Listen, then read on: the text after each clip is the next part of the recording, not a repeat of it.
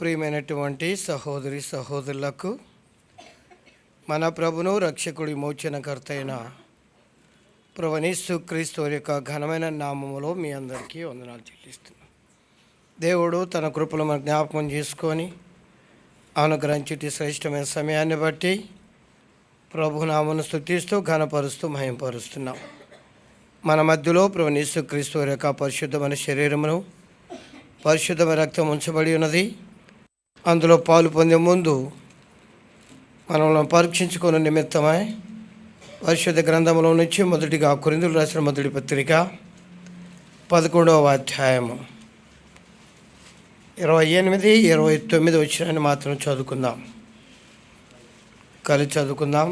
Problem. కొరింథీయులకు రాసిన మొదటి పత్రిక 11వ అధ్యాయం 28, 29 వచనాన్ని అందరము కలిసి చదువుకుందాం. కాబట్టి ప్రతి మనుషుడు తాను తరపించుకోవాలని అలాగ చేసే రొట్టె నీరు పాత్రను త్రాగవలను. ప్రభు శరీరం వివేచముగా తిని తాగును తనకు. హెబ్రీయులకు రాసిన పత్రిక 10వ అధ్యాయం 36 వచనాన్ని కలిసి చదువుకుందాం. హెబ్రీయులకు రాసిన పత్రిక 10వ అధ్యాయము 36 వచనమును కలిసి చదువుకుందాం. మీరు దేవుని చిత్తము నెరవేర్చిన వారై పొంద నిమిత్తం ప్రభు సహాయం కొరకే ప్రార్థన చేసుకుందాం.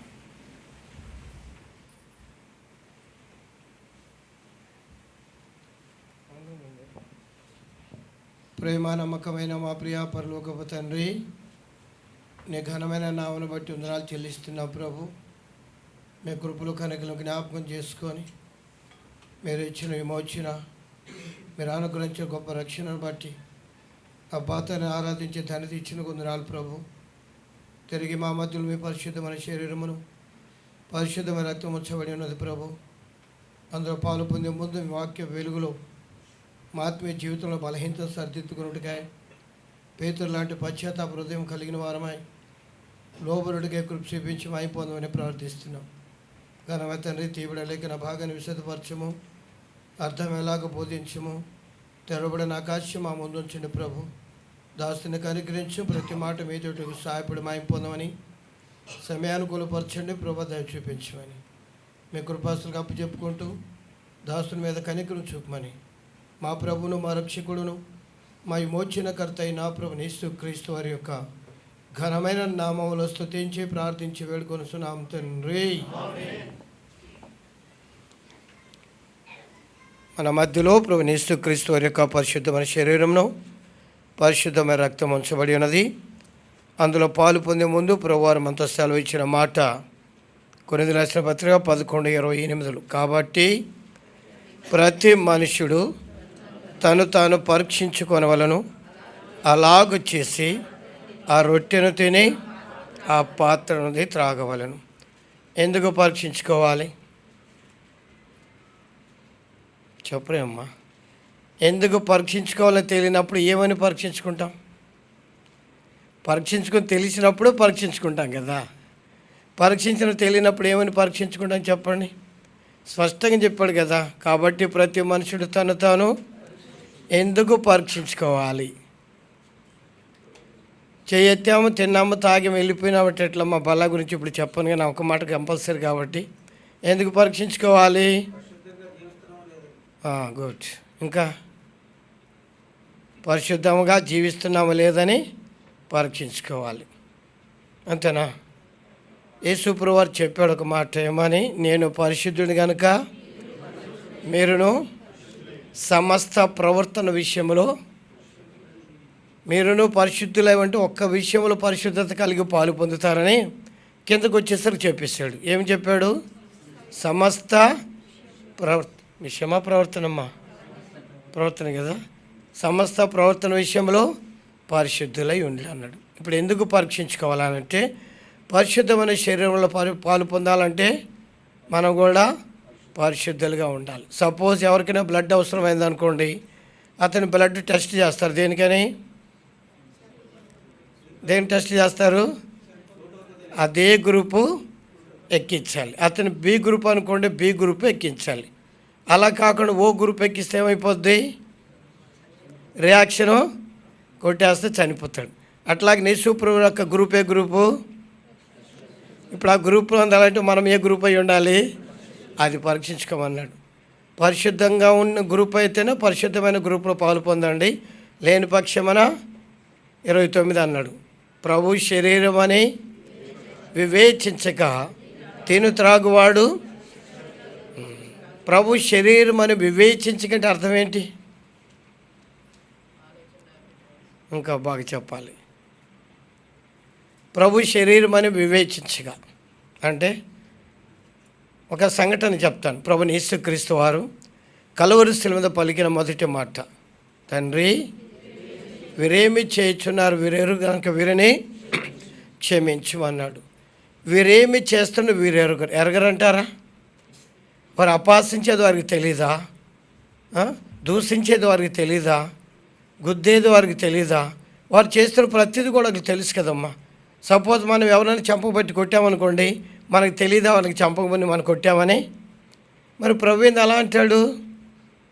తండ్రి వీరేమి చేస్తున్నా వీరు ఎందుకు ఏమి ఎరగరు? అంతా ఎరుగుతారు వాళ్ళు. దూషించేది తెలుసు.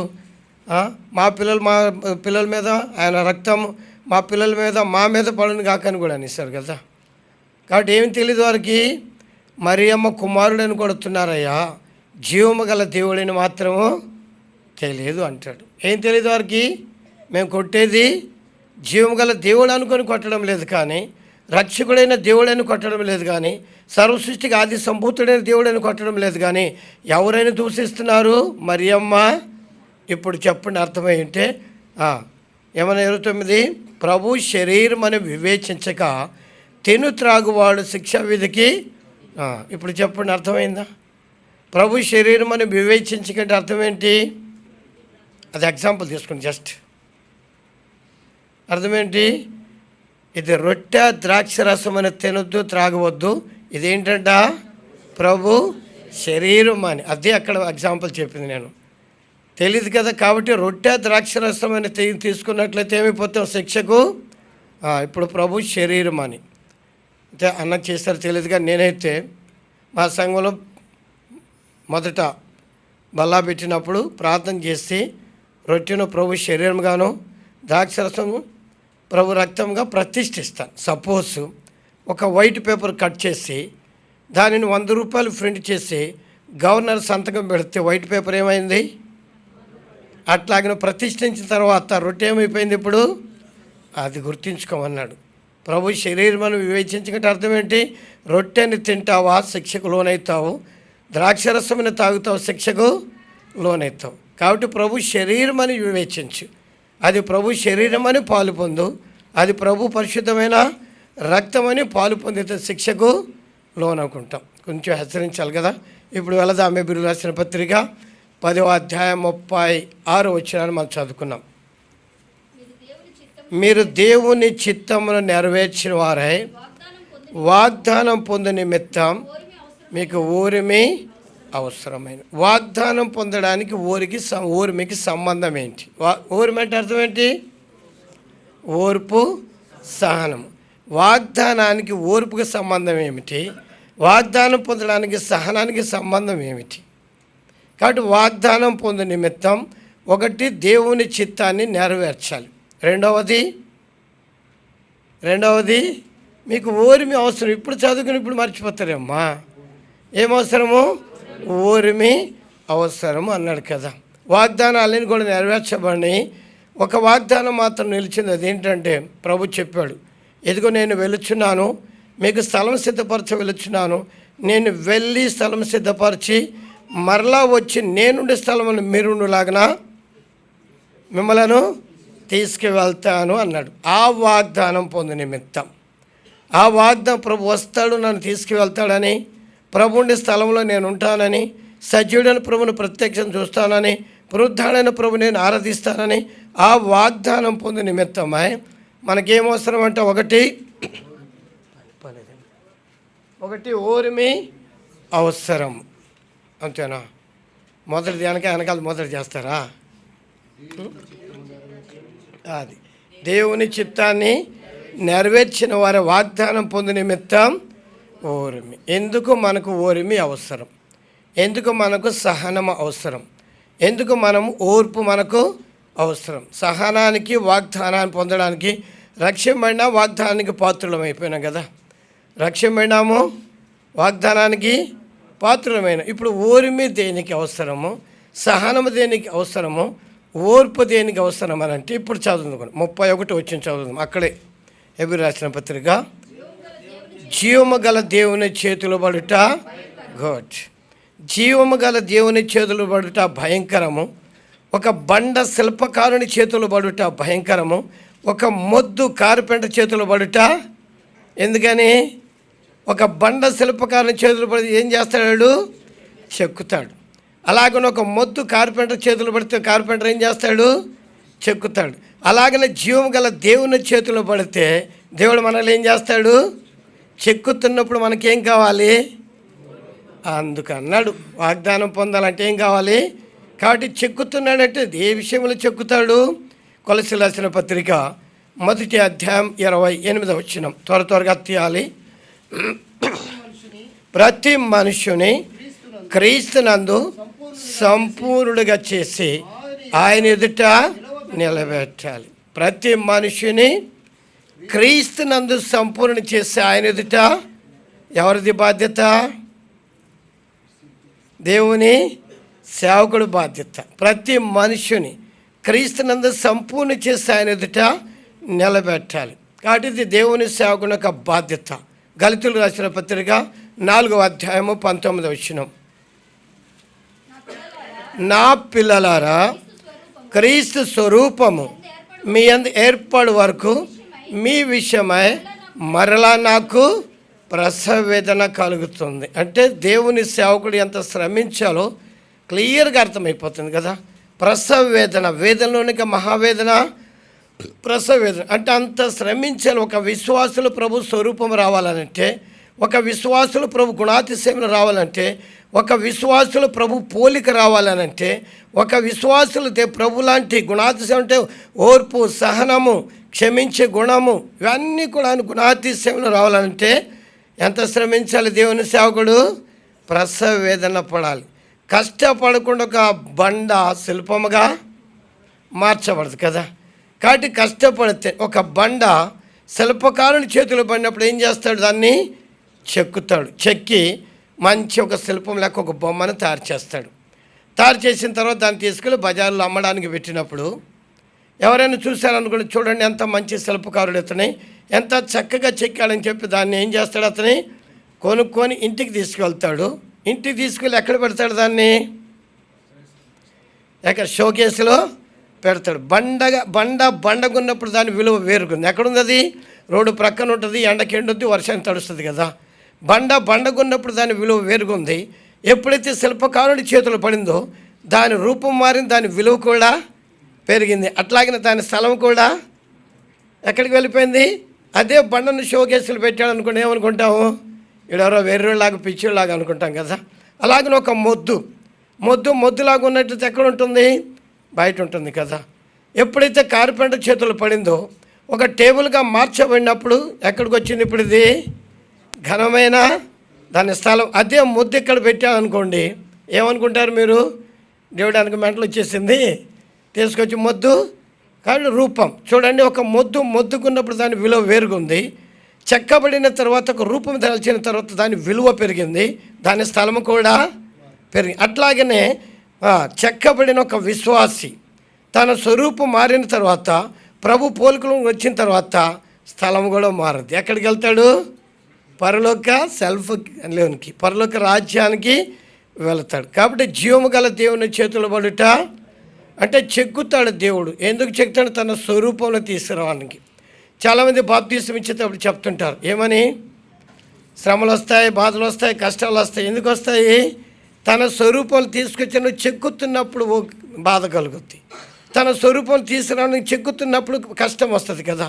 కాబట్టి ఎందుకు మనకు ఓర్మి అవసరం అనంటే, జీవం గల దేవుని చేతులు పడిన తర్వాత శిల్పకారుని చేతులు పడిన తర్వాత, కార్పెంటర్ చేతులు పడిన తర్వాత ఏ విధంగా వాళ్ళు చెక్కి ఒక రూపాన్ని తాల్చి దానికి విలువిస్తాడు, అట్లాగనే దేవుని సేవకుడు కూడా జీవగల దేవుని చేతులు పడిన ఒక విశ్వాసని దేవుని వాక్యం ద్వారా చెక్కుతాడు, తన స్వరూపాన్ని తీసుకురావడానికి. స్పష్టంగా చెప్పాడు కదా. ఏమన్నాడు? ప్రతి మనుషుని క్రీస్తు నందు సంపూర్ణకి చేసి ఆయన ఎదుట నిలబెట్టాలి. అంటే సంపూర్ణతలోకి రావాలి. ఆ సంపూర్ణలోనికి, ఆ స్వరూపంలోకి రావాలంటే దైవ సేవకుడు చాలా శ్రమించాలి. శ్రమించకుండా బండ శిల్పము కానేరదు, కష్టపడకుండా ఒక మొద్దు టేబుల్ కానేరదు. అలాగనే దేవుని సేవకుడు శ్రమించకుండా ఒక విశ్వాసి ప్రభు పోలికలోనికి రాడు. కానీ దేవుని సేవకుడు ఒక విషయాన్ని విశ్వాసి గుర్తుపెట్టుకోవాలి, దేవుని సేవకుడుగా ఈ విషయాన్ని గుర్తుపెట్టుకోవాలి. గళితులు రాసిన పత్రిక 3వ అధ్యాయము 1వ వచనం.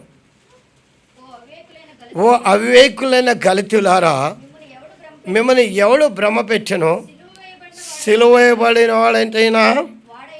వాడైనట్టుగా యేసుక్రీస్తు మీ కనులెదుట, ప్రతి విశ్వాసికి కనులెదుట కనిపించాలి.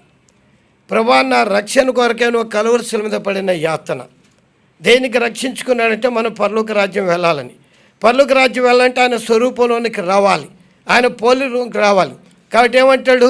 సిలువ వేయబడినట్టుగా ప్రభు యేసుక్రీస్తు వారు మీ కనులెదుట. అంటే ప్రతి విశ్వాసి దృష్టి అక్కడ ఉండాలి. ఎక్కడ ఉండాలి? ప్రభువా, నా రక్షణ కొరకే ఆ కలువరి శిలువ పడిన ఈ యాతన గుర్తుపెట్టుకోవాలి. ప్రభువా, నా రక్షణ కొరకే నువ్వు కలువరి శిలువ మీద అవమానాలు పొందినావు, ఆ కలువరి శిలువ రక్తాన్ని చిందించినావు. ఆ కలువరి శిలువ మీద ఎప్పుడైతే ఒక విశ్వాసి కలువరి శిలువ వైపు చూస్తాడో అవివేకంలో రాక వివేకంలోనికి వస్తాడు. వివేకం అంటే తెలుసా? చెప్పాను మీకు వివేకం అంటే ఏంటో. ఏంటి చెప్పండి? తెలివి, జ్ఞానం, వివేకం 3 చెప్పాను కదమ్మా. తెలివి అంటే ఏంది? తెలివి, జ్ఞానము, వివేకం. చెప్పండి. తెలివి అంటే తెలియని దాన్ని తెలుసుకోవడం తెలివి. జ్ఞానం అంటే తెలుసుకున్న దాన్ని సంపాదించుకోవడం జ్ఞానము. వివేకం అంటే సంపాదించుకున్న దాన్ని కాపాడుకోవడమే. ఇక్కడ అదే అవివేకులారంటే అర్థం ఏంటి? సంపాదించుకున్న దానిని కాపాడుకోలేకపోయారు. ఆత్మానుసారంగా ప్రారంభించారు, శరీరానుసారంగా పరిపూర్ణ అవుతారా? ఒక్కసారి కలువరి శిలువ వైపు చూడు. నీ రక్షణ కొరకే ప్రభువు యేసుక్రీస్తు వారు ఆ కలువరి శిలువ మీద పడిన యాతన చూడు, ఆ గాయపరచబడిన విధానాన్ని చూడు, వారు దూషించే దూషణ చూడు. ప్రతి విశ్వాసి అక్కడ చూడాలి, ప్రతి దేవుని సేవకుడు కూడా శిలువ వైపు చూడాలి. ఏమని? ఒక పాపిని రక్షించడానికే కలువరి శిలువ మీద పడిన ప్రభువు యేసుక్రీస్తు యొక్క శ్రమను చూసి ఆ యొక్క పాపిని రక్షించి మా చేతులు పెట్టాడు. దేని కొరకాయ? ప్రతి మనిషిని క్రీస్తునందు ఆయన. అంటే మేము కూడా ఎక్కడ చూడాలి? కలువరి శిలువ మీద చూడాలి. ప్రభు ఒక పాపిని రక్షించడానికి పడిన యాతన, ఆ పాపిని మమ్మల్ని నమ్మి మా చేతులకు అప్పచెప్పినావు. ఎందుకు అప్పచెప్పాడంటే అన్నాడు కదా, నా గొర్రెలను కాయము, నా గొర్రెలను మేపమంటే దేవుని వాక్యం ద్వారా మేపడం. ఖాయమంటే చెడిపోకుండా. ఇంకా ఇప్పుడు గొర్రెలు వెళ్తుంటాయి కదండి, గొలవాని చేతులు ఉంటుంది కదా. గొర్రె పక్కకు పోయింది అనుకో ఏం చేస్తాడు? అంటాడా? రెండోసారి వెళ్ళింది అనుకో ఏం చేస్తాడు? మూడోసారి పక్క వెళితే ఏం చేస్తాడు? గట్టి షాడు పడుతుంది మూడోసారి కదా. మరి ఒక గొల్లవానికి గొర్రెల మీద అంత అధికారం ఇచ్చాడు దేవుడు కదా. పక్కకి వెళ్ళి ఎందుకంటే పక్కకి వెళితే తోడే చేతులు పడుద్ది, శత్రు చేతులు పడుద్ది కదా. ఖాయమంటే అర్థం ఏంటి?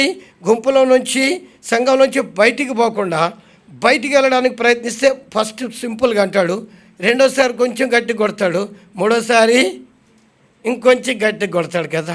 అతనికి ఇచ్చిన అధికారమే దేవుని సేవకుడు కూడా ఇచ్చారు. మరి మేము కొడితే మీరు ఎందుకు బాధపడతారు? అధికారం లేదా? ఇవ్వలేదా? ఇచ్చాడు కదా. నా గొర్రెలను కాయము, నా గొర్రెలను మేపుతాము. కాయడం అంటే అదే కదా. 2 రకాలు ఉంది ఖాయం అంటే. ఒకటి గుంపులో నుంచి బయటికి పోకుండా సరిదిద్దడం. రెండవది ఖాయం అంటే అర్థం ఏంటి? శత్రు చేతిలో పడకుండా మీ నిమిత్తం ప్రార్థన చేసే బాధ్యత మా మీద ఉంది. ప్రభు కూడా అదే చేశాడు కదమ్మా. తండ్రి, వీరిని నేను తీసుకువెళ్ళమని చేయటం లేదు, కానీ దుష్టుల నుంచి కాపాడమని చేశాడు కదా. అది మేము చేయాల్సిన బాధ్యత. అంటే దేవుని సేవకుడు ఒక బాధ్యత. ఈ బాధ్యత పేతురు గారితో మాట్లాడాడు. ఆ బాధ్యత మా మీద ఉందంటే ఆ కలువరి శిలువ మీద అనబడిన యాత్రను గుర్తు చేసుకుంటూ ఒక పాపిని మా చేతులు పెట్టిన తర్వాత, ఆ పాపిని విశ్వాసికి తీర్చి మా చేతులు పెట్టిన తర్వాత వారిని పరలోక రాజ్యంలో చేయాల్సిన బాధ్యత మా మీద ఉంది. మాకు అప్పచెప్పాడు దేవుడు ఆ పనిని కదా. ఎవడు కూడా తనకు తాని ఘనత. హెబ్రీయులకు రాసిన పత్రిక 5వ అధ్యాయం 4వ వచనం. త్వరగా హెబ్రీయులకు రాసిన పత్రిక 5వ అధ్యాయం 4వ వచనం. మరియు ఎవడను ఈ ఘనత తనకు తాను వహించుకొనడు కానీ అహరోను పిలువబడినట్టుగా దేవుని చేత పిలువబడిన వాడై, అది దేవుని చేత పిలువబడినవాడు. ఎవరిని పిలుస్తాడు? చాలా టైం అయింది కానీ ఎవరిని పిలుస్తాడు దేవుడు? ఇశ్రాయేలును నడిపించడానికి ఎవరిని పిలిచాడు? మోషే ఎవరు? నరహంతకుడు కాదా? మరి ఎందుకు పిలిచాడు? లోకంలో కొన్ని లాంటి భక్తులు చాలామంది ఉండొచ్చు కదండి. ప్రపంచంలో లక్షల మంది గొర్రెల కాపులు ఉండగా దావీదు మహారాజును ఎందుకు రాజు చేశాడు? పక్షపాతమా? అవి చెప్పలేను కదా. కాబట్టి మోషేలో ఇశ్రాయేలును నడిపించాలంటే ఇశ్రాయేలును ప్రేమించేవాడు కావాలి. మోషేలో ఏం చూశాడు దేవుడు? ఇశ్రాయేలును ప్రేమించే గుణాన్ని చూశాడు. అలాగా ఐగుప్తులు ఇశ్రాయేలుకు పోట్లాడుతున్నప్పుడు ఐగుప్తుని చంపేసి పెట్టేశాడు ఇసుకలో. ఇశ్రాయేలు పోట్లాడుతున్నప్పుడు ఏమన్నాడు? సహోదరులారా అంటే ప్రేమించాడు. కాబట్టి ఇశ్రాయేలు ప్రేమించేవాడైతేనే వాడిని నడిపించగలడు. అట్లాగనే సంఘాన్ని ప్రేమించేవాడైతే కానీ దేవుడు ఏర్పరచుకోడు. సంఘాన్ని ప్రేమించేవాడు కావాలి, విశ్వాసాన్ని ప్రేమించేవాడు కావాలి. విశ్వాసాన్ని నా కోరిక ప్రభు ఆ పాపిని రక్షించడానికి కలువరి శిలువ పడిన యాత్రను గుర్తు చేసుకుంటూ ఆ విశ్వాసం నా చేతులు పెట్టావు ప్రభు, ఆ విశ్వాసం నేను పరలోక రాజ్యంలో చేర్చాలి అని ప్రేమ కలిగిన వాడిని అంటే సేవకుడికి 3 లక్షణాలు చెప్తాను మీకు నేను.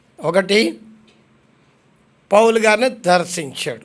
2వది, కళ్ళలో నుంచి పొరలు తీశాడు. ఎందుకు? చాలా గొప్పవాడు కదండి పౌలు గారు. ఎంత గొప్పవాడు! కిలికియాలోని తార్షీసు వాడైన యూదుడు గమలీయేలు పాదముల దగ్గర పెరిగాడు. గమలీయేలు అంటే ఎవరు?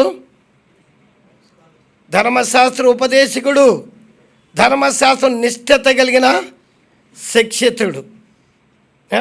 తర్వాత ఇశ్రాయేలీయుడు, బెన్యామీను గోత్రము, పరిసయ్యుడు, ధర్మశాస్త్ర నీతి విషయంలో ఆనందుడు.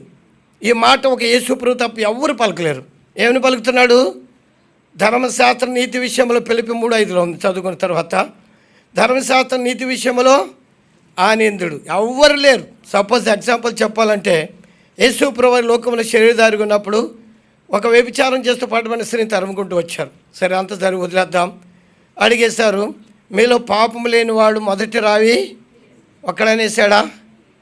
అంటే ధర్మశాస్త్రం పాటించాడు ఒక్కడు కూడా లేడని స్పష్టమైపోయింది. కానీ పౌలు గారు పలికాడు ఆ మాట, ధర్మశాస్త్ర నీతి విషయంలో ఆనందుడని. అలాంటి వ్యక్తికి కూడా ధర్మశాస్త్రంలో యేసుప్రభు గురించి రాయబడిన సంగతి తెలియక ఏం చేస్తున్నాడు?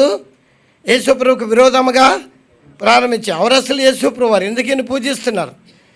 ఏం చేసి సంఘాలను హింసిస్తున్నాడు, శిష్యులను భయపెడుతున్నాడు, స్త్రీలను జుట్టు పట్టుకొని లాక్కి వెళ్తున్నాడు. ఎందుకు ఏర్పరచుకున్నాడు తెలుసా?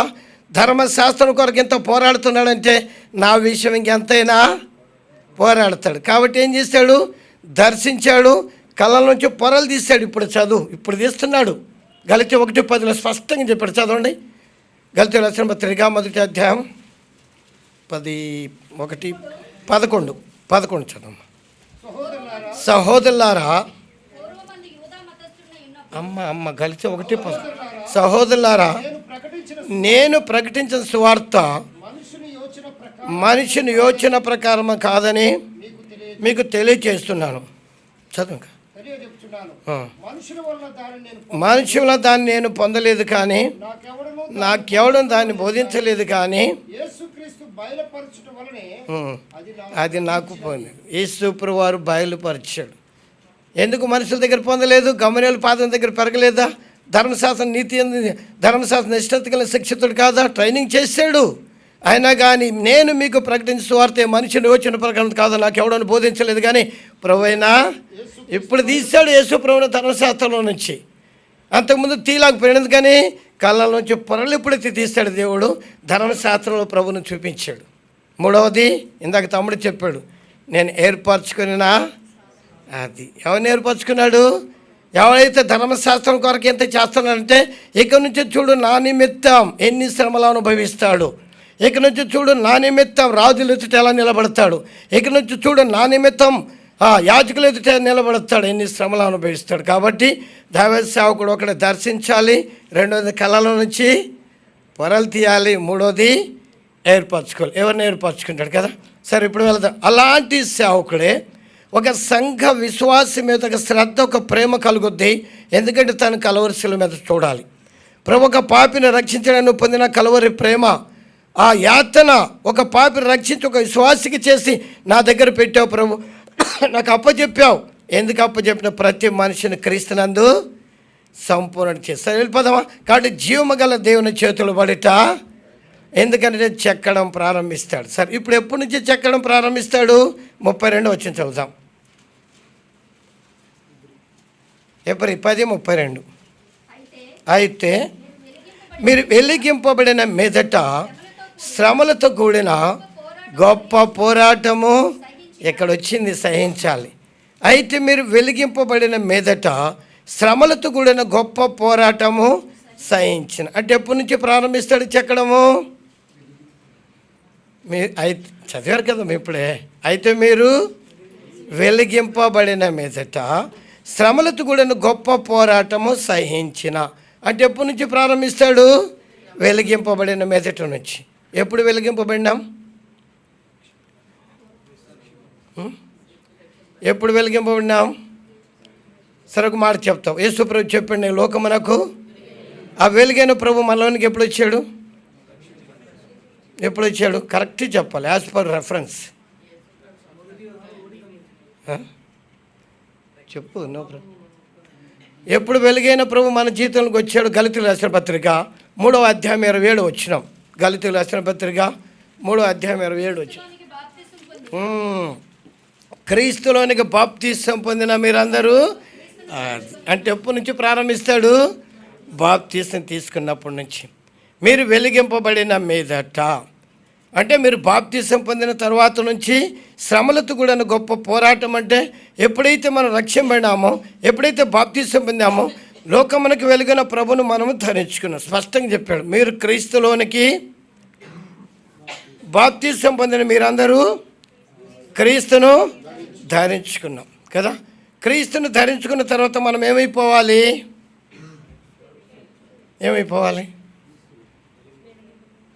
ఏమైతామనంటే వెలిగింపబడతాం.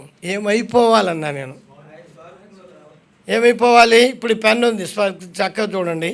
ఈ పెన్ను ఇప్పుడు ఏమైపోయింది? నీ పెన్ను నేను ఏమి చేస్తానంటే మూయబడింది అనాలి. నేను పెన్ను ఏమైపోయిందని అడిగాను. ఏమైపోయింది? మాయమైపోయింది. ఇంకా బాగా చెప్పాలంటే మరుగైపోయింది. మనం కూడా క్రీస్తును బాప్తిసం పొందిన, క్రీస్తుని ధరించుకున్న తర్వాత మనం ఏమైపోవాలి? మరుగైపోవాలి. మనల్ని ఎవరు కనిపించాలి? అప్పుడప్పుడు కనిపిస్తామే. మరి గొడవ పడినప్పుడు కనిపిస్తే కనిపించదు. అందుకని ప్రభు పట్టుకున్నవాడు, ప్రభువును పట్టుకున్నవాడు ఉన్నాడు.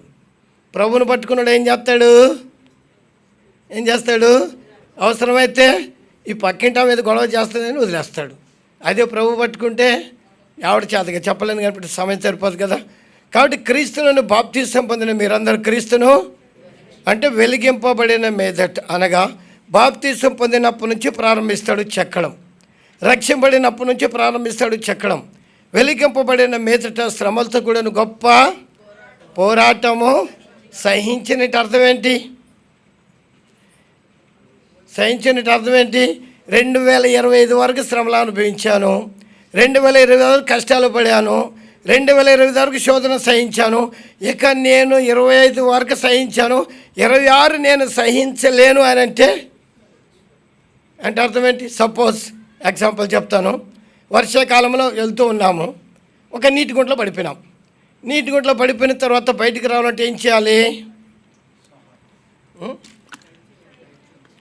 నీటి గుంటలో బయటికి రావాలంటే ఏం చేయాలి? త్వరగా చెప్పాలి, టైం సరిపోదు. బయటికి రావడానికి ఆ ప్రయత్నాన్ని ఏమంటారు? నాన్న ఈత కొట్టడం కదా. నీళ్ళు పడినవాడు బయటికి రావడానికి ఏం చేయాలి? ఈత కొట్టాలి. బయటికి రావడానికి ఈత రాకపోయినా కాళ్ళు చేతులైనా ఆడించాలి. ఇప్పుడు గంట ఈత కొట్టాడు, రాలేకపోయాడు. 2 గంటలు, 3 గంటలు, 4 గంటలు కొట్టాడు, రాలేకపోయాను. ఒరే నాయన, 4 గంటలు ఈత కొట్టాను, బయటికి వెళ్ళలేకపోయాను, కాబట్టి నీకు ఈత కొట్టడం మానేస్తానంటే ఏమైపోతాడు? ఇప్పుడు 25 సంవత్సరం 2025 దాకా శ్రమలు అనిపించాను, కష్టాలు అనిపించాను, శోధనలు అనిపించాను, నిందలు భరించాను. ఇక నేను 2025లో నేను ఇక భరించలేను ప్రభు అని ప్రార్థన చేస్తే దేవుడు ఏం చేస్తాడు? ప్రేమ కలిగిన దేవుడు కదా, దయగలిగిన దేవుడు కదా. అయ్యో అక్క చాలా బాధపడుతుంది, ఈ అన్న చాలా బాధపడుతున్నాడని ఏం చేస్తాడు? ఒక 6 నెలలు చెక్కడము ఆపేస్తాడు. ఇప్పుడు 2020 వరకు కూడా, ఈ రోజు వరకు కూడా ఇంకా శ్రమలు పాలవుతున్నామంటే, ఈరోజు కూడా బాధలు శోధనలు నీకు వస్తున్నాయంటే అర్థం ఏంటి? ఇంకా నీ స్వరూపము రాలేదు అని అర్థం. స్వరూపం వచ్చిన తర్వాత చెక్కుతాడా? చెక్కితే ఏమైపోద్ది? బొమ్మ పాడైపోద్ది కదా. అంటే 26 ఇప్పుడు వరకు కూడా ఇంకా శ్రమలు వస్తున్నాయి, ఇంకా బాధలు వస్తున్నాయి, ఇంకా కష్టాలు వస్తున్నాయి. అర్థం ఏంటి? ఇంకా స్వరూపము రాలేదు. అంటే 26 వరకు కూడా రాలేదంటే అర్థం, దానికి కారణం ఏంటి? 26 సంవత్సరం ఫిబ్రవరి 1 తారీఖు వరకు కూడా ఇంకా స్వరూపం రాలేదంటే దానికి కారణం ఏంటి?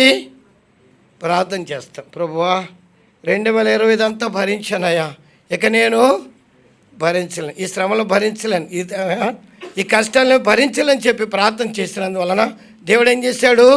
6 నెలలు ఎక్స్టెన్షన్ చేశాడు. ఇలాగ 6 నెలలు ఎక్స్టెండ్ చేస్తే మరలా ప్రారంభించడానికి చెక్కడము, ఏదో 1-2 నెలలు భరిస్తాము, మరలా ప్రార్థన చేస్తాం. ఈ విధంగా చేసుకుంటూ పోతే ప్రభు వచ్చినంతవరకు కూడా స్వరూపము రాదు. కొరింథీయులకు రాసిన మొదటి పత్రిక 13వ అధ్యాయం 10 వచ్చిన చదువుదాం త్వరగా.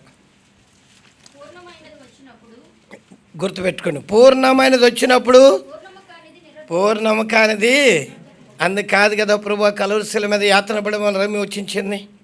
నిరర్థకమైపోవడానికి కాదు కదా, నశించిపోవడానికి కాదు కదా ప్రభు, మనం పరలోక రాజ్యంలో చేరాలని, ఆయనుడే స్థలమానం ఉండాలని కదా ప్రభు. కాబట్టి పూర్ణమైనది వచ్చినప్పుడు పూర్ణము కానిది ఇక చేయి ప్రార్థన. 2025 వరకు భరించాను ప్రభువా, నేను భరించలేను. అప్పటి వరకు శ్రమలో, బాధలు, నిందలు అన్నీ వచ్చినాయి ప్రభువా, ఇక నేను భరించలేను. ప్రార్థన చేస్తూనే ఉండు, అది దేవుడు పోస్ట్పోన్ చేస్తూనే వస్తాడు. చనిపోయినంతవరకు కూడా స్వరూపము రాదు. అప్పుడు ఏం జరుగుతుంది? పూర్ణమైనది వచ్చినప్పుడు ఒక స్వరూపం వస్తే కదా ఎవడైనా కొంటాడు ఆ బొమ్మని.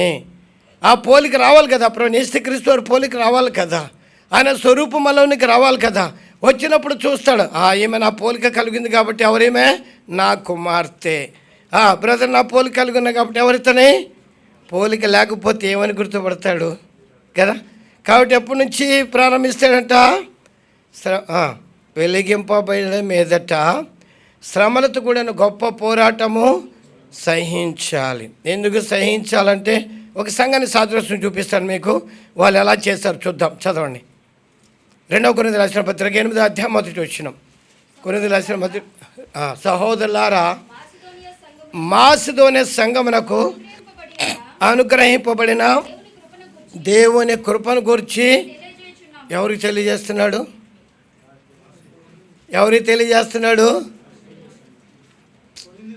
కొరింథీయులకు తెలియజేస్తున్నాడు. ఎవరి గురించి తెలియజేస్తున్నాడు? మాసిదోనియ సంఘం గురించి చెప్తున్నాడు. ఓ కొరింథీ సంఘమా, ఓ ఎస్కోలు సంఘమా, మాసిదోనియ సంఘము దేవుని కృపను పొందింది, మాసిదోనియ సంఘము దేవుని ఆశీర్వాదం పొందింది, మాసిదోనియ సంఘం సిద్ధపాటు కలిగి ఉంది, మాసిదోనియ సంఘం దేవుని కృపను మీరు కూడా పొందాలి. కాబట్టి కొరింథీ సంఘం ఎదుట మాసిదోనియ సంఘాన్ని పెడుతున్నాడు. వారు దీవించబడినారు, ఆశీర్వదించబడినారు, దేవుని కృపను పొందారు, సిద్ధపాటు కలిగి ఉన్నారు. కాబట్టి మాసిదోనియ సంఘాన్ని ఎస్కోలు సంఘం ఎదుటి నిలబెడుతున్నాడు. ఇప్పుడు ఎస్కోలు సంఘాన్ని ఎవరు ఎదుటి నిలబెట్టాలి? శాలేం ఎదుటి నిలబెట్టాలి. ఎప్పుడు నిలబెట్టాలి? ఎప్పుడైతే ఎలాగలు ఇప్పుడు దేవుని కృపను పొందారు. చదవండి. ఎలాగనగా వారు బహుశ్రమలను పరీక్షింపబడగా. అదేంటండి, శ్రమలు వస్తే ఏం చేస్తున్నారు వీళ్ళు? మనం సంతోషిస్తామా? శ్రమ వస్తే ఏడుస్తాం మోకాళ్ళలోంచి, అయ్యో ఈ శ్రమ ఏంది ప్రభువా, ఈ నిందలేంది ప్రభువా, ఈ బాధలేంది ప్రభువా, 2025 అంతా భరించానయ్యా, ఇక నేను భరించలేని ప్రార్థన చేస్తాము. కానీ వీళ్ళు ఏం చేస్తున్నారు? వారు బహుశ్రమలను పరీక్షింపబడగా అత్యధికముగా ఎందుకు సంతోషించారు వాళ్ళు? అబ్బా, ఎంత మంచి దేవుడవయ్యా, నీ దృష్టి నా మీద పడిందా ప్రభువా, నువ్వు నన్ను చెక్కుతున్నావయ్యా, నీ స్వరూపంలోనికి రావాలని, నీ పోలికలోనికి రావాలని, నువ్వు వచ్చినప్పుడు నేను ఎత్తబడాలని ఉద్దేశించావు ప్రభువా, నువ్వు నన్ను చెక్కుతున్నావైతే ఇంకా చెక్కు. ఏం చేస్తున్నాడు? ఆనందిస్తున్నారు. కాబట్టి ఒక శ్రమ వచ్చినప్పుడు ఏం చేయాలి? ఆనందించాలి. ఒక కష్టం వచ్చినప్పుడు ఏం చేయాలి? ఆనందించాలి. ఒక శోధన వచ్చినప్పుడు ఏం చేయాలి? ఎందుకని?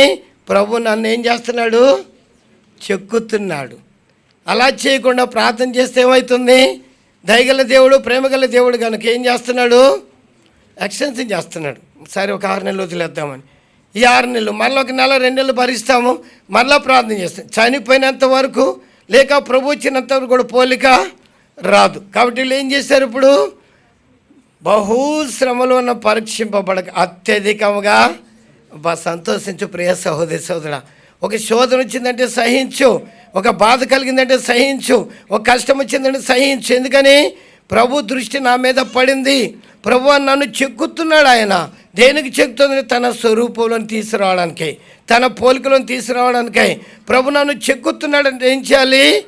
ఆనందించాలి. దేవుని దృష్టి నా మీద పడింది కాబట్టి నాకు శోధనలు వస్తున్నాయి, బాధలు వస్తున్నాయి, కష్టాలు వస్తున్నాయి, కాబట్టి సహించాలి అన్నాడు కదా. అంటే ఏం చేయాలి? ఇప్పుడు సహించాలి. ప్రభు చెక్కయ్యా, నీ స్వరూపంలో నీకు రావాలి, నీ పోలికలోనికి రావాలి, నీవు వచ్చినప్పుడు నేను కుమార్తెని అనిపించుకోవాలి, నువ్వు వచ్చినప్పుడు నేను కుమారుని అనిపించుకోవాలి. సగం పోలికి వచ్చిందా? గుర్తుపట్టలేడు ప్రభు కదా. కాబట్టి పూర్ణమైనది వచ్చినప్పుడు పూర్ణము కానిది నిరతకం అయిపోతావు. ప్రియా సహోదరి సోదరుడు, ఏడుస్తావా? నిందొచ్చిందని ఏడుస్తావా? శ్రమలు వచ్చిందని ఏడుస్తావా? శోధన వచ్చినప్పుడు ఏడుస్తావా? పక్కింటోళ్ళు దూషిస్తున్నారని ఏడుస్తావా?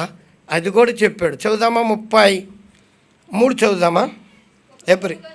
ఒక విధముగా చూచితే మీరు నిందలను బాధలను అనుభవించడం చేత 10 మందిలో ఆరడి పడుతుంటే అర్థం చెప్తారా? ఎవరికి వచ్చే తెలుగు? ఆరడి ఒక విధంగా చూస్తే నిందలు, శోధనలు, బాధలు, కష్టాలు 10 మందిలో ఏమైపోయినామంట? ఆరడి పడుతున్న అర్థం ఏంటి? ఎగతాళి. గుడ్ సిస్టర్, ఫస్ట్ టైం నువ్వు చెప్పావు కదా. ఏమైపోతావు? ఎగతాళి పాలవుతావు. ఎందుకని? మన పక్కింటి అల్లుడు అనుకోండి, ఏమంటాడు? వీళ్ళు నమ్ముకున్న దేవుడు గొప్ప దేవుడు అని అంటారు, మా దేవుడు గొప్ప దేవుడు అని చెప్తారు. ఇప్పుడు వీళ్ళకి ఏంటి అంట? కష్టాలే, బాధలే, నిందలే, ఎగతాళి పాలవుతాం. మరి వాడికి తెలీదు. ఏమి తెలీదు? ప్రభు నన్ను చెక్కుతున్నాడని పక్కింటోడికి తెలియదు. ప్రభు తన స్వరూపం తీసుకుని వస్తున్నాడని చెప్పి పక్కింటోడికి తెలియదు. కాబట్టి పక్కింటోడు ఏం చేస్తాడు? మనలను ఎగతాళి చేస్తాడు.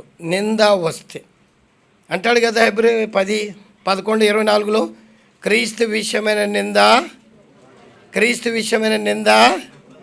నింద భాగ్యం ఎలా అయితే? నింద వస్తే ఏడుస్తాం, కోపిస్తే వీళ్ళ జుట్టు పట్టుకుంటారు. కానీ నింద వస్తే ఏంటంటే గొప్ప. ఎలా చెప్పండి? ఒక నింద భాగ్యం అయింది. ఒక నింద భాగ్యం ఎలా అయిందనంటే, సపోజ్ యోసేపుని తీసుకుంటే అన్నదమ్ములు ద్వేషించారు, పట్టించుకోలేదు, గుంటలేశారు, పట్టించుకోలేదు, అమ్మేశారు, ఎక్కడ కూడా నోరు విప్పలేదు. పోతిఫరు భార్య నింద వేస్తే పోతిఫరు ఏం చేశాడు? సరసాలు వేస్తే అక్కడైనా నోరు విప్పాడా? అయ్యా ఒరే పోతిఫరు బుద్ధి లేనోడా, నా తప్పు కాదని నీ భార్య తప్పు అన్నాడా? అనలేదు. కానీ దేవునికి ప్రార్థన చేశాడా? ప్రభువా నీకు తెలుసు కదా. ఒక యవ్వనస్తుడు ఏం మాట్లాడాడు తెలుసా? ఎట్టి దుష్కార్యము చేసి నేను దేవునికి విరోధముగా పాపము. అసలు యవ్వనస్తుడి నోటి నుంచి రావాల్సిన మాటే కాదండి అది. ఒక యవ్వనస్తుడు మాట్లాడుతున్నాడు, ఇట్టి దుష్కారం చేసి నేను దేవునికి విరోధంగా పాపము చేయదని. అక్కడ కూడా అనలేదు, ప్రభువా నీకు తెలుసు కదా నా తప్పు లేదు. ఆయన కానీ ఆడ ఏం చేశాడు? నన్ను సరసాలలో ఆ నింద రాకపోతే సరసాల వేయబడేవాడు కాదు. సరసాలు వేయబడకపోతే పానదాయకులు పరిచయం కాదు. పానదాయకులు పరిచయం కాకపోతే యోసేపు గురించి రాజు దగ్గరికి వెళ్ళేది కాదు. రాజు దగ్గరికి వెళ్ళకపోతే ప్రధానమంత్రి అయ్యేవాడు. ఒక నింద ఏమైంది? ఇప్పుడు అయిందా లేదా? మనకెత్తే మనకు ఒక నింద వస్తే ఏం చేస్తున్నాం? గొడవ పడతామా? లేకపోతే మోకాల నుంచి ఏడుస్తాం ప్రభు ఈ నింద వచ్చిందని. ఎక్కడ కూడా చూడండి నోరు ఇప్పలేదు. అందుకే ఆయన బలిష్టమైన చేతి కింద దీన మనసుకులై ఉంటే తగిన సమయం అందు అదే వచ్చేసాడు కదా యోసేపు. ఆయన బలిష్టమైన చేతి కింద దీన మనసుకులని వస్తూ వచ్చాడు. అన్ని లాస్ట్కి ఒక పరీక్ష పెడితే ఆ పరీక్షలు కూడా నిలబడ్డాడు. కాబట్టి ఒక నింద ఏమైపోయింది, ఇప్పుడు ఏమైంది, గొప్ప ఐగుప్తు దేశానికి ప్రధానమంత్రిని చేస్తానంటే ఒక నింద మన మీదకి వచ్చిందంటే అర్థం ఏంటి? దేవుడు మనలను ఏదో చేయాలనుకుంటున్నాడు. ఆ నింద భరించకపోతే ఏదో అయిపోతాం కదా. భరించాడా లేదమ్మా? ఎంత భరించాడు చూడండి. అసలు యోసేపు జీవితం అనేది ఎంత సహనంతో ఆయన బలిష్టమైన చేతి కింద దీన మనసుకుడు వస్తూనే వచ్చాడు. ఎంతవరకు వచ్చాడంటే ప్రతిదీ సహిస్తూ వచ్చాడు. ఒక దినమున ప్రధానమంత్రి అయ్యాడు. కాబట్టి ఒక నింద వచ్చినప్పుడు 10 మందిలో ఏమైపోతాము? ఆరడి పడితే ఎగతాళి పాలవుతామా? చింతించొద్దు. ఏదో ఒక ఆశీర్వాదం ఉంది, ఏదో ఒక దీవెన ఉంది. యోసేపు మీదకి నింద వచ్చింది, ప్రధానమంత్రిని చేశాడు. మన మీదకి ఒక నింద వస్తే దేవుడు మనల్ని ఏదో చేయాలనుకుంటున్నాడు. ఎదురు తిరుగుతామా? ఆ దీవెన ఫినిష్. ఆయన బలిష్టమైన చేతికి నుంచి బయటకు వస్తామా? ఏ ప్రణాళిక మన మీద దేవునికి ఉన్నదో ఆ ప్రణాళిక ఏమైపోతుంది? ఫెయిల్ అయిపోద్ది, ముగిస్తాను అయిపోతుంది సమయం కదా. ఆల్రెడీ పడిచేరి. కాబట్టి ఏం చేయాలి? దేవుడు మనల్ని చెక్కుతున్నప్పుడు సహించాలి. దేవుడు మనల్ని చెక్కుతున్నప్పుడు ఆనందించాలి. మాస్టర్ సంఘం ఏం చేసింది? ఆనందించింది. అయ్యా అంత మంచి దేవుడి ప్రభువా, నన్ను చెక్కుతున్నావా? నాకు ఇప్పటివరకు తెలియలేదు ప్రభువా. 2025 వరకు సహించాను. ఆ బాధలు, ఆ శ్రమలు, ఆ నిందలు, పక్కింటోళ్ళు వేసిన నిందలు, పక్కింటోళ్ళు నన్ను చేసిన ఎగతాళికి తట్టుకోలేక ప్రార్థన చేశాను ప్రభువా. కానీ నువ్వు నన్ను చెక్కుతున్నావు సంగతి మాత్రము గ్రహించలేదా? అయితే సహిస్తావా? రూపం వస్తుంది. ఆ ఓర్మి కలిగి ఉంటామా? రూపం వస్తుంది. ఒక నిందను భరిస్తామా? దీవించబడతాము. ఏ విధంగా ప్రధానమంత్రి అయ్యాడో అలాగిన పరలోక రాజ్యంలో ప్రవేశిస్తాం కదా. కాబట్టి ఇప్పుడు ఏం చేయాలి? మాసిదోనియ సంఘం నేర్పిస్తుంది. వస్కోలు సంఘమా, దేవుని కృపను మాసిదోనియ సంఘం పొందింది, దేవుని దీవెన పొందింది, దేవుని ఆశను పొందింది. ఎలాగనగా వారు బహుశ్రమలను పరీక్షింపబడగా అత్యధికముగా సంతోషించడం వల్లనే దేవుని కృపను వాళ్ళు పొందారు. ఎస్కోలు సంఘం కూడా ఏం చేయాలి? సహించాలి, ఆనందించాలి. ప్రభువా నీ దృష్టి నా మీద పడిందయ్యా, ఎంత మంచి దేవుడివి, ఎంత దయగల దేవుడివి, ఎంత కృపగల దేవుడివి ప్రభువా, నన్ను నువ్వు చెక్కుతున్నావయ్యా. 2025 వరకు చెక్కావు. నేను ఏడ్చుకుంటూ ప్రార్థన చేస్తూ పోస్ట్ పోన్ అయితే వచ్చింది. ఇప్పుడు వరకు కూడా నేను ఇంకా ఫేస్ అవుతున్నానంటే ఇంకా నాలో నీ స్వరూపము రాలేదు ప్రభువా. నీ స్వరూపం రాకుండా కారణము నేను చేసిన ప్రార్థనే. నేను ఏడ్చి ప్రార్థన చేశాను, ఆ మూలను కూర్చొని ఏడ్చి ప్రలాపించాను ప్రభువా. ఏంటయ్యా ఈ నిందలు, ఏంటి బాధలు, ఏంటి కష్టాలు, ఏంటి శ్రమలు అనుకున్నాను. కానీ నువ్వు నన్ను చెక్కుతున్న సంగతి నాకు ఇప్పటి నుంచి సహిస్తే ప్రభు రూపం వస్తుంది, ప్రభు స్వరూపం వస్తే రేపు ప్రభు వచ్చినప్పుడు ప్రభు చూస్తాడు. ఆయన చెప్పలేని సమయం చాలా ఉంది కదా. కాబట్టి ఏమంటాడు? సహించిన వారమైతే, ఇప్పుడు చదువుదాం 35 చదవండి. కాబట్టి మీ ధైర్యమును విడిచిపెట్టకండి. శ్రమ వచ్చినప్పుడు ధైర్యం విడిచిపెట్టలేదు. ఎక్కడ కూడా యోసేపు విడిచిపెట్టలేదు కదా.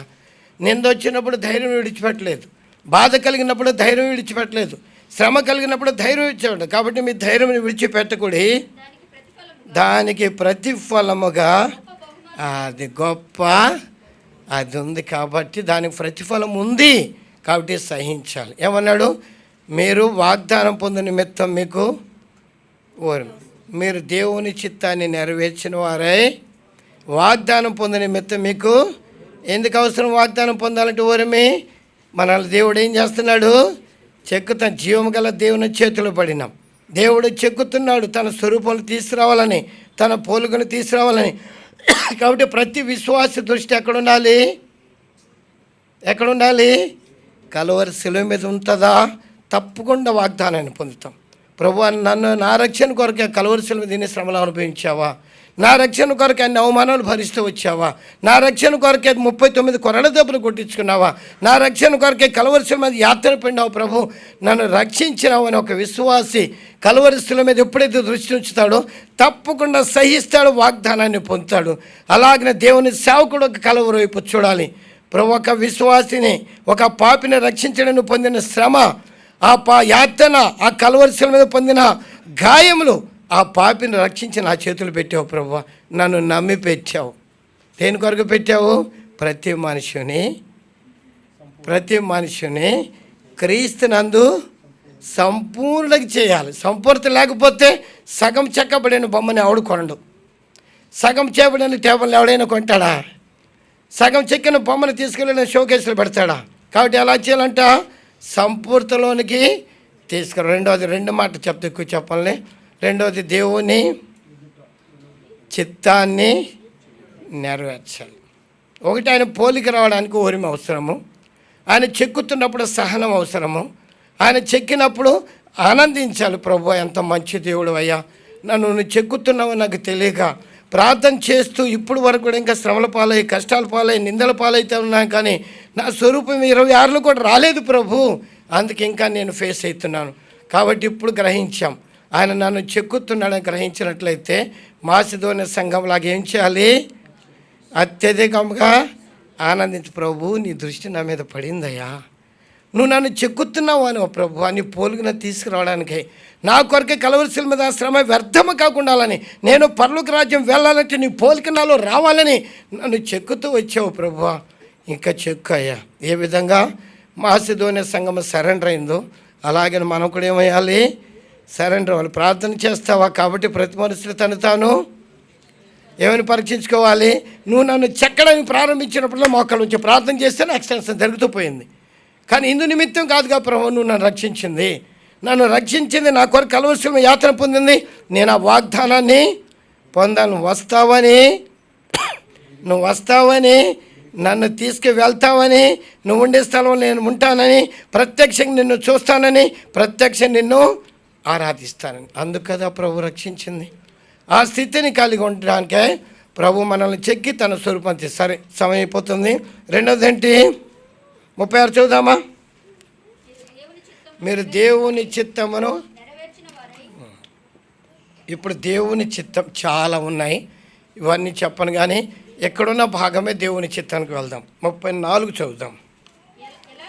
ఎలాగనగా మీరు ఖైదులో ఉన్న వారిని కరుణించి గుర్తించుకొని ప్రియ సహోదరు, మీకు శ్రేష్టమైనదియు స్థిరమైనదియు స్వాస్థ్యమున్నదని ఎరిగి మీ ఆస్తిని కోల్పోవడం సంతోషముగా. అంటే దేవుని చిత్తం ఎక్కడ చెప్పబడింది? దేవుని పని నిమిత్తం ఖర్చు పెట్టాలి. వాళ్ళు ఏం చేశారంట? మాకు శ్రేష్టమైనది స్థిరమైన స్వాస్థ్యం ఎక్కడుంది? చదవండి. పేతురాసిన మొదటి పత్రిక 1 అధ్యాయం 5 వచ్చిన చదవండి. ఎక్కడుందా స్వాస్థ్యం? పేతురాసిన మొదటి పత్రిక 1:5. కడవరి కాలమందు బయలుపరచబడకు సిద్ధమగున రక్షణ మీకు కలుగునట్టు విశ్వాసము ద్వారా దేవుని శక్తి చేత కాపాడబడు మీ కొరకు ఆ స్వాస్థ్యము పరలోకమందు. ఎక్కడుందంట స్వాస్థ్యము? పరలోకం. ఆ పరలోకమున స్వాస్థ్యాన్ని పొందాలంటే ఇప్పుడు వాళ్ళు ఏం చేశారంట? ఆస్తిని అంతా కోల్పోటకై సంతోషం ఒప్పుకొని. ఎందుకని? ఇక్కడ ఎన్ని మిద్దెలు కట్టుకున్నా, ఎన్ని కోట్లు సంపాదించుకున్నా వెళ్ళేవాడు రూపాయి కూడా తీసుకెళ్ళి. చెప్పాడు ఇక ప్రసంగి స్పష్టంగా చెప్పాడు 5:15లో ఏ విధంగా తల్లి గర్భం నుంచి దిగంబరకు వస్తేవేమో ఆ విధంగానే చీపిరి పుల్ల కూడా తీసుకువెళ్ళాలి, కానీ ఒకటి తీసుకెళ్తాం. ఏంటో తెలుసా? ప్రతి మానవుడు ఇక్కడ సంపాదించింది ఏది తీసుకెళ్ళాడు, కానీ ఒకటి మాత్రం తీసుకెళ్తాడు. ఏంటిది అది? వాని వెంట వాని ఏ క్రియ? దేవుని నిమిత్తం ఖర్చు పెట్టే క్రియ తీసుకెళ్తావా? దేవుని సేవ నిమిత్తం ఖర్చు పెట్టే క్రియ తీసుకెళ్తావా? మీటింగ్స్ పెట్టినప్పుడు ఏం వాటా ఇస్తున్నాం మనము? మీటింగ్స్లో మన ఖర్చు అంతా ఉంది. వాళ్ళు ఏం చేశారు? ఇప్పుడు ఆస్తిని కోల్పోటకై సంతోషంగా ఒప్పుకున్నారంట కదా. దేని కొరకై? మనకొకటి శ్రేష్టమైనది స్థిరమైన స్వాస్థ్యం పరలోకమందు. ఒక్క మాట చెప్పి ముగిస్తా, అదే వెళ్దాం. మళ్ళీ ఇప్పుడు కొరింథీయులకు రాసిన 2వ పత్రిక 8వ అధ్యాయం 2వ వచనాన్ని చదువుదాం. ఎలాగనగా వారు బహుశ్రమలను పరీక్షింపడగా అత్యధికంగా సంతోషించిరి. మరియు గుర్తుపెట్టుకుని ప్రియ సహోదరి సోదరుల, స్వాస్థ్యం పరలోకం. వారు నిరుపేదలైనను వారి దాతృత్వము. అబ్బా, ఎలాంటి వారంటే వాళ్ళు నిరుపేద అంటే త్వరగా చెప్పాలి, ఎవరికి అర్థమైంది? ఇందాక సహోదరి మంచి మాట చెప్పింది. చెప్పండి, నిరుపేద అంటే పేదవాడంటే వాడు ఉన్నాడా? నిరుపేదంటే అర్థం ఏంటి? పేదవాడి కంటే కూడా పేదవాడు నిరుపేద. నిరుపేదలైన వారి దాతృత్వం ఎలా ఉందంట? ఎందుకని అలా చేశారు? నిరుపేదలైన దాతృత్వం విస్తరించింది. ఎందుకని? నేను పెట్టే ప్రతి ఖర్చు పరలోకములో ఉంటుంది.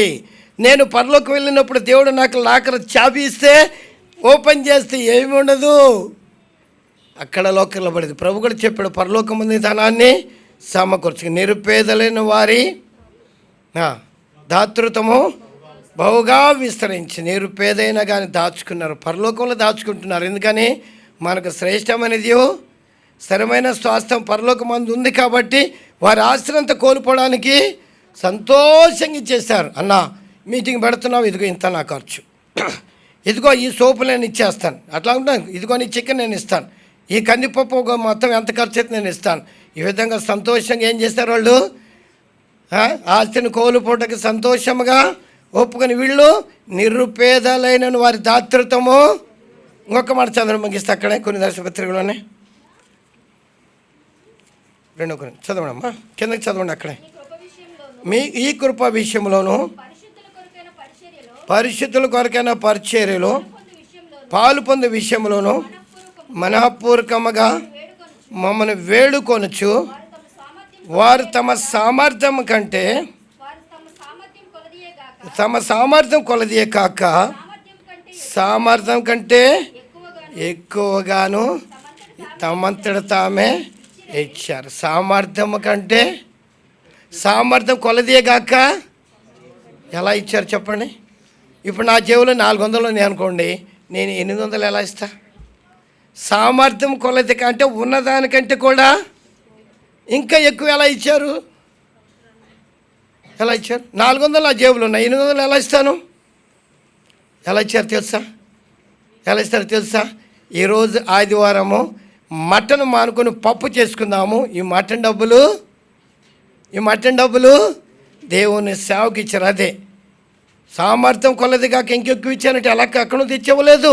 ఈరోజు పప్పు చేసుకుందాము, మటన్ డబ్బులు దేవుని సేవకి ఇచ్చేద్దాం. 4 ఇడ్లు తిందామా? ఎన్ని ఇడ్లు తిందాం? 2 ఇడ్లు ఏం చేశారు? అది వారు చేసిన పని. కాబట్టి ఈ విషయానికి ఏమి చెప్తాడు పౌలు గారు? 7 వచనం చదవమ్మా.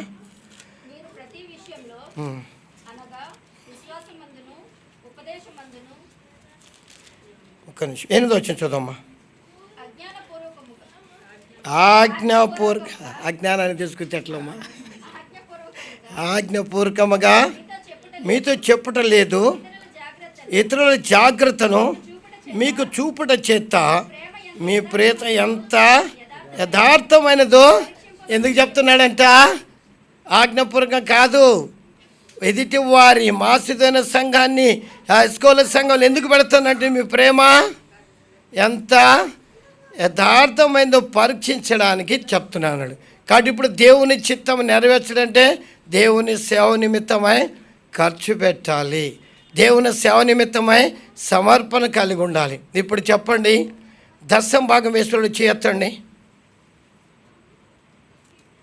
మిగతా వాళ్ళంతా దేవుని చిత్తాన్ని దాచిపెట్టావా? ఇదమ్మా ఇక్కడ చెప్పబడింది. అదే దేవుని చిత్తం నెరవేరిస్తే వాగ్దానాన్ని స్పష్టంగా చెప్పాడు. మీరు దేవుని చిత్తాన్ని నెరవేర్చిన వారై వాగ్దానం పొందిన నిమిత్తం మీకు ఓర్మి లేకపోతే స్వరూపం రాదు. దేవుని చిత్తాన్ని నెరవేర్చకపోతే వాగ్దానాన్ని వాళ్ళు అందుకే ఏం చేశారు? ఆస్తిని కోల్పోవడం సంతోషంగా. నిరుపేదలైనను వారి దాతృత్వము విస్తరించింది. కానీ అన్న మీటింగ్ పెడతావా? ఇదిగో నా వంతు ఇంత. ఇంకా తర్వాత సామర్థ్యం కొలదేగాక మటను మానేసి పప్పు తిని దేవుని ఎందుకు ఇచ్చారంటే శ్రేష్టమైనది స్థిరమైన స్వాస్థ్యం మనకు పరలోకములో ఉంది. కాబట్టి ఇప్పుడు ఏం చేసి కాబట్టి దీన్ని కలుగుపో బహుమానము ధైర్యమును విడిచిపెట్టుకుడి దానికి ప్రతిఫలం కలుగుపోవు గొప్ప బహుమానం ఉంది. ఆ బహుమానం కొరకే మన పితరుడైన మోషే గారు కూడా కలుగుపోవు దాని మీద దృష్టించాడు. ఒక మాట చదువుకుందామా? హెబ్రీయులకు రాసిన పత్రిక 11:24 మోషే పెద్దవాడైనప్పుడు విశ్వాసను బట్టి ఐగుప్తు ధనము కంటే క్రీస్తు విషయమైన నింద గొప్ప భాగ్యం ఎంచుకున్నాను. అల్పకాల పాప భోగలంలో ఎంచుకుంటే దేవుని పిల్లలతో శ్రమను ఉంచడం మేలని యోచించాను. ఫరో కుమార్తెకు కుమారుడిగా పిలువబడానికి మాత్రం ఒప్పుకొనలేదు. ఇప్పుడు వెళ్తాం. ఏలయనగా అతడు ప్రతిఫలము కలుగుపోవు బహుమానమందు అది దేని మీద దృష్టించాడు దీనికి అన్నిటికీ ప్రతిఫలం కలుగుపోవు బహుమానం మీద దృష్టించాడు. చూడండి ఏమేం చేశాడు ఇవన్నీ చెప్పలేం కదా. క్రీస్తు విషయమైన నింద ఐగుప్తు ధనము కంటే లోకముల ధనధాన్యముల కంటే లోకములన్నిటికంటే క్రీస్తు విషయమైన నింద గొప్ప భాగ్యం ఎంచుకున్నాడు. అల్పకాల పాప భోగలు అనుకుంటే దేవుని పిల్లలతో శ్రమ అనుభవించుట మేలని చెప్పలేనివని కదా. కాబట్టి దేవుని ఆ వాగ్దానం పొందాలంటే ప్రభు వచ్చినప్పుడు ఆయనతో కూడా మనం ఎత్తబడాలంటే ఏం చేయాలి? దేవుని చిత్తాన్ని నెరవేరుస్తుంది చెప్పండి. దశం భాగం ఇవ్వలేదు కదా. ప్రభు చెప్పాడు మలాకి 3:8 చెప్పాడు కదా. ఏం చెప్పాడమ్మా? ఏం చెప్పాడు? మలాకి 3:8 దొంగలు అన్నాడా దొంగలని? ఇప్పుడు 6 కొరింది 6:9 చదవండి. అయితే మొదటి కొరింది 6:9 చదవండి. అయితే అన్యాయస్తులు ఎవడండి అన్యాయస్తుడు? మనము కాదు. ఈ గాలి మనది కాదు, పొలము మంది కాదు, విత్తనము మంది కాదు, వర్షం మన చేత కాదు. నేను నాటికి తన అప్పుల్లో నీళ్లు పోసిన వృద్ధి చేసేది మన చేత కాదు. అన్యాయస్తులు దేవుని రాజ్యంలో వారసులు కానీ మీరు ఎరుగరా? మోసపోతున్నావు. దేవుని చిత్తాన్ని నెరవేర్చకుండా మోసపోతున్నావు. దేవుని సంకల్పానికి నెరవేర్చకుండా మోసపోతున్నావు. సహించకుండా మోసపోకుడి జారులైనను విగ్రహారాధికులైనను వ్యభిచారులైనను ఆడంతనం గలవారైనను పురుష సంయోగులైనను లోపులైనను త్రాగుబోతులైనను దోచుకుని వారైనను దొంగలైన దేవుని రాజ్యమునకు వారసులు. మరి ఇంకెక్కడ వాగ్దానం నెరవేర్చబడుద్ది? దేవుని రాజ్యమునకు ఎవరు వారసులు కారంటే దొంగలైన దేవుని రాజ్యమునకు వారసులు కానేరారు కదా. మరి దేవుని చిత్తాన్ని నెరవేరుస్తున్నామా? అందుకన్నాడు కాబట్టి ప్రతి మనుషుడు తాను ఏమైనా నీ చిత్తాన్ని నేను నెరవేర్చలేదు పరీక్షించుకుందామా? దేవుడు స్పష్టంగా చెప్పాడు తెలుసా. యేసు ప్రభు ఈ లోకంలో శరీరధారికి ఉన్నప్పుడు వాళ్ళ తల్లి సహోదరులు వచ్చారు. ఎవరో ఒకరు వచ్చి ప్రభుకి చెప్పారు, ఎదుగు నీ తల్లి నీ సహోదరులు వస్తే ఏమన్నాడు? నా తండ్రి చిత్తాన్ని నెరవేర్చిన వాడే. ఎవరమ్మా? ఎవరు? తన వారెవరు? దేవుని చిత్తాన్ని నెరవేర్చిన వారు. కాబట్టి వాగ్దానం పొందడానికి ఏం కావాలి మనకు? ఓర్మి. కాబట్టి ఏ సంఘాన్ని మన ఎదుట పెట్టాడు? మాసిదోనియా సంఘాన్ని పెట్టాడు. ఓ కొరింథీ సంఘమా, ఓ ఎస్కోలు సంఘమా, కొరింథీ సంఘం దేవుని కృపను పొందింది. మాసిదోనియా సంఘం దేవుని కృపను పొందింది, దేవుని ఆశ్రమం పొందింది, దేవుని దీవెన పొందింది. ఎందుకంటే వారు బహుశ్రమల వలన పరీక్షింపబడి అత్యధికంగా సంతోషిస్తున్నామా, ఏడుస్తున్నామా? ఏంటి ప్రభువా, రక్షింపడి 10 సంవత్సరాలైంది. 10 సంవత్సరాల నుంచి నిందలే, 10 సంవత్సరాల కష్టాలే, 10 సంవత్సరాల బాధలే, 10 సంవత్సరాలు ఎదుటివారు నన్ను ఎగతాళి చేయడమే. కానీ వారికి తెలీదు, గుర్తుపెట్టుకోండి. పక్కింటోడికి తెలీదు ప్రభు మనలను చెక్కుతున్నాడని తెలీదు. ఒక నింద వచ్చిందంటే ఏడ్చాలా? ఒక నింద వచ్చిందంటే ఏదో ఒక బహుమానము ఉంది. ఒక నింద వచ్చింది. పోతిఫర్ భార్య నింద వేసింది, సరసాలు వేయబడినాడు, పానదాయకులు పరిచయం అయ్యారు, పానదాయకుల ద్వారా రాజు దగ్గరికి వెళ్ళింది, రాజు పిలిపించాడు దేశానికి ప్రధానమంత్రి. మరి నిందొస్తే ఏం చేయాలి? టైం అయిపోయింది, నాకు ఇచ్చేట ఫినిష్ అయిపోయింది. ఏం చేయాలి? ఏడవాలా? దేవుని దూషించాలా? ఏంటి ప్రభు? ఇప్పుడు వరకు కూడా ఇంకా శ్రమలు పాలవుతున్నట్టు అర్థం ఏంటి? ఇంకా స్వరూపము రాలేదు. సహించండి. సహిస్తావా? రూపం వస్తుంది. రూపం వస్తే ఎవడొకడు కొంటాడు, కొంటే షోకేసులో పెడతాడు. రూపం వస్తే ప్రభు వచ్చి తీసుకువెళ్తాడు. ఏ షోకేసులు ఉంటాము? పరలోక రాజ్యం అనే షోకేసులు ఉంటాం. పరీక్షించుకుందాం. ఎక్కడా ప్రభు అన్ని పని నిమిత్తం నేను త్యాగం చేయడం లేదు. వారైతే బహుగా శ్రమలో నిరుపేదలైనా కానీ వారి దాత్రం విస్తరించింది ప్రభువ. అందుకే దేవుని కృపను పొందారు. వారు సామర్థ్య కొలదే కాక ఇంకెక్కువ ఇచ్చారు. అందుకే దేవుని ఆశీర్వాదం పొందారు. సిద్ధపాటు కలిగి ఉన్నారు. మరి మనం దేవుని దీవెన పొందుతున్నామా? దేవుని ఆశీర్వాదం పొందుతున్నామా? దేవుని కృపను పొందుతున్నామా? సిద్ధపాటు కలిగిన మాసిదైన సంఘంలాగా వేసుకోవాలి. సంఘం ఉందా? కాబట్టి ఎందుకు చెప్తున్నాడు? కొరింథీ సంఘానికి ఎందుకు పెట్టాడు? ఓ కొరింథీ సంఘం, మీరు కూడా ఆశీర్వదించబడాలి అని, మీరు కూడా మాసిదైన సంఘంలకు సాక్ష్యం కలిగి ఉండాలని వేసుకోవాలి. సంఘం ఎదుట పెట్టేశాడు కదా. కాబట్టి దేవుని చిత్తాన్ని నెరవేర్చిన వారమై వాగ్దానం పొంది నిమిత్తం ఓరి మనకు అవసరం. దీన్ని కలుగుబో బహుమానము ఇప్పుడు చదివారు కదమ్మా 35. మరొకసారి చదువుకోండి అయితే. హెబ్రీ 10:35. హెబ్రీ, ధైర్యం విడిచిపెట్టకూడి, చెక్కు తొనపడి ధైర్యం విడిచిపెట్టకూడి, శోధనలు వచ్చినప్పుడు ధైర్యం విడిచిపెట్టకూడి, నిందలు వచ్చినప్పుడు ధైర్యం విడిచిపెట్టకూడదు. దాన్ని కలుగుపోవు బహుమానము, అదే గొప్పది పరలోక రాజ్యం. ఇంత గొప్ప రక్షణను నిర్లక్ష్యం చేసిన ఎడలా ఎలాగా నిర్లక్ష్యం చేస్తావో తప్పించుకోరు. ఎంత గొప్ప రక్షణ అది ఎవరు చెప్పలేమో. ఇప్పుడు సమయం కాదు కదా, టైం కూడా లేదు. ఇంత గొప్ప రక్షణ మనకి ఇచ్చాడు. ఆ రక్షణను, ఆ వాగ్దానాన్ని మనం పొందాలంటే ఏం చేయాలి? దేవుని చిత్తాన్ని నెరవేర్చిన వారమై, వాగ్దానం పొందు నిమిత్తం ఊరిమి కలిగిన వారమై, దేవునికి ఎదురు చెప్పకుండా, ఏంటి ప్రభు ఈ చెక్కడం ఏంటి ప్రభు ఈ శోధన ఏంటి, పక్కింటి వాళ్ళు నన్ను ఎగతాళి చేస్తున్నారు, పక్కింటి వాళ్ళు ఎదుట ఆరడి పడుతున్నారు, వారు నన్ను నిందలు వేస్తున్నారు అనుకుంటావా? అయితే దేవుడు నేను చెక్కుతున్నాను. సహనం రావాలంటే ఏం చేయాలి? ఒక మాట ముగించేస్తాను. మనం ప్రార్థన చేస్తాం, ప్రభు నాకు ఓర్పు అనుగ్రహించు అన్నాం. ఓర్పు ఎలా వస్తుంది? ఎవడో ఒకటి చెంపకు బట్టి కొడుతూ వస్తుంది. కొట్టకుండా ఓర్పు వస్తుందా? కొట్టినప్పుడు ఏం చేస్తున్నావు? అది నన్ను కొట్టాడని మొన్న కూర్చొని ఏడుస్తాం. ఓర్పు రావాలి కదా. ఒక శ్రమ రావాలి, నిందలు రావాలి, బాధలు రావాలి, కష్టాలు రావాలి, ఎదుటివారు ఎగతాళి చేయాలి, ఆరడి పడాలి కదా.